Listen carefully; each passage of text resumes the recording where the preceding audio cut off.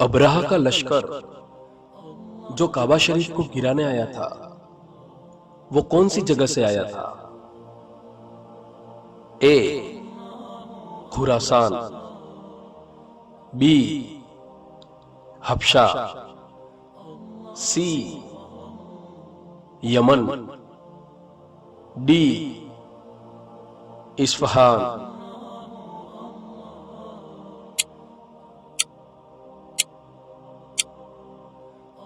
और इस सवाल का सही जवाब है सी यमन।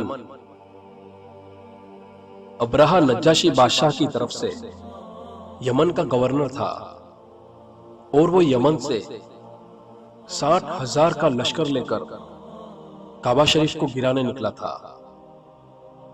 और रहीकुल मखतूम